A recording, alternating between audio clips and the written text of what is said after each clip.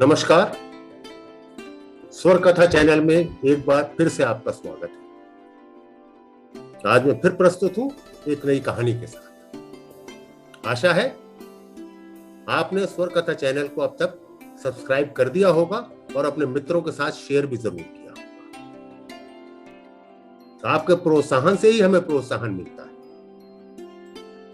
ये एक ऐसी कहानी है जिसमें पितृभक्ति तथा अपने निश्चय पर अटल रहने का सबक हमें मिलता है। हमारे शास्त्रों में एक यज्ञ विश्वजीत का नाम आता है। वो एक ऐसा यज्ञ होता है जिसमें यज्ञ के पश्चात यजमान अपनी पूरी संपत्ति दान में दे देता है। प्राचीन समय में एक ऐसा यज्ञ उद्दालक ऋषि ने भी किया था। परंतु ये क्या, यज्ञ की समाप्ति के बाद उन्होंने सब बूढ़ी, कमजोर और ऐसी गाय दान में देनी आरंभ कर दी जो दूध भी नहीं देती थी। वो तो दान से अधिक एक बोझ था जिन ब्राह्मणों के पास वो गाय जाती। उनका एक पुत्र था नचिकेता, बड़ा गंभीर, शाश्वत, सत्यनिष्ठावान, प्रतिभावान। वो बड़ा विचलित हो गया देखकर। उसने सोचा कि इससे तो पिता को पुण्य की जगह पाप अधिक मिलेगा। तभी उसके मन में एक विचार आया। उसने सोचा अगर मैं किसी के पास दान में चला जाऊं तो मैं उस व्यक्ति की बहुत सेवा करूंगा। इससे मेरे पिता के पाप में कुछ तो कमी आएगी। ये सोचकर वो अपने पिता के पास गया और उद्दालक ऋषि से बोला, हे पिता, आप मुझे किसको दान में दे रहे हैं?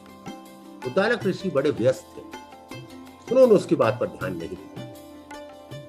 वो फिर बोला। बार बार पूछने पर उद्दालक ऋषि क्रोधित हो और उनका, जा, तुझे यमराज को दान। पिता की आज्ञा को शिरोधार्य करके नचिकेता ने कोई प्रश्न नहीं पूछा और सीधा यमलोक की ओर चल दिया। यमराज किसी कार्यवश बाहर गए और 3 दिन पश्चात वापस आए।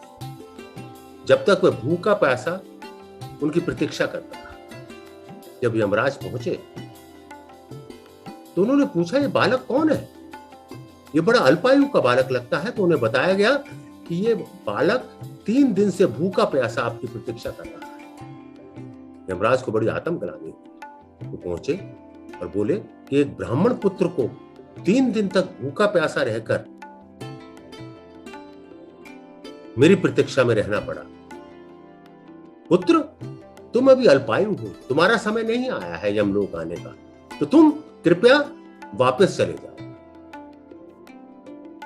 बड़ी मीठी वाणी में नचिकेता बोला,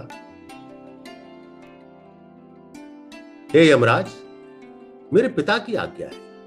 मेरे पिता ने मुझे दान में दिया है आपको, तो मैं कैसे वापस जा सकता हूं?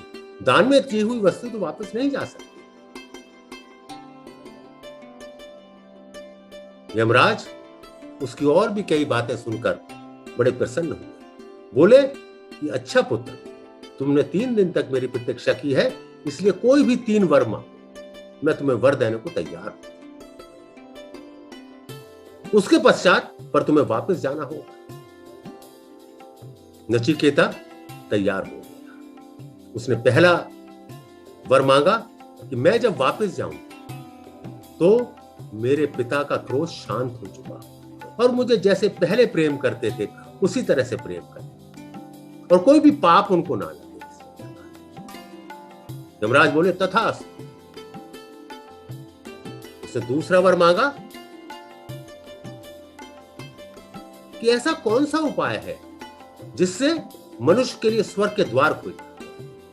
सुना है स्वर्ग में न भूख लगती, न प्यास लगती, शांति ही शांति, सुख ही सुख। तो ऐसा कोई उपाय बताइए। तो यमराज ने कहा, हाँ, एक ऐसा उपाय है। एक यज्ञ है जिसकी विधि मैं तुम्हें बताता हूं। यमराज ने पूरी विधि नचिकेता को समझाई कि किस प्रकार से कितनी ईंटें कहां रखनी है, यज्ञ की दिशा क्या होगी,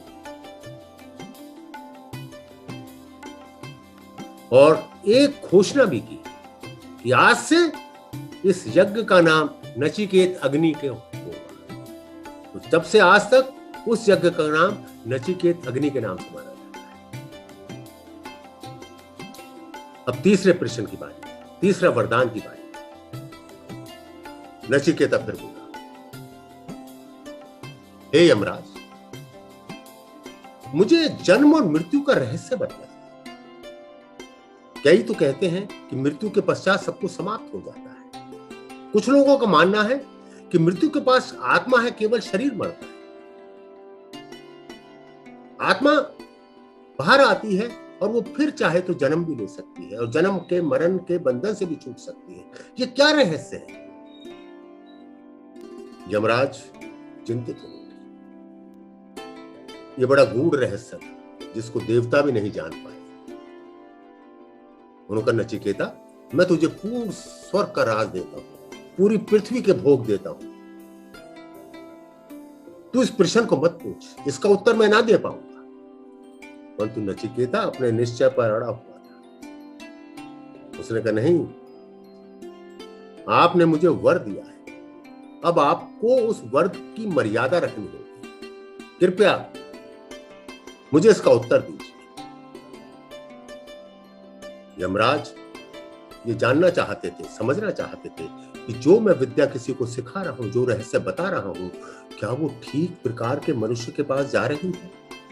उन्होंने कई प्रश्न कर डाले उसकी बुद्धि को जांचने के लिए। नचिकेता ने हर प्रश्न का उत्तर बड़े शांत स्वभाव से दिया।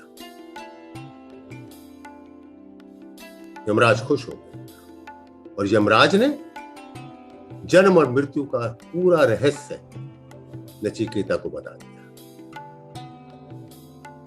नचिकेता ने यमराज को प्रणाम किया और मृत्युलोक वापस आ गया। उसने देखा कि उसके पिता उसी तरह से उससे प्रसन्न हैं और उसे गले लगाकर धन्यवाद।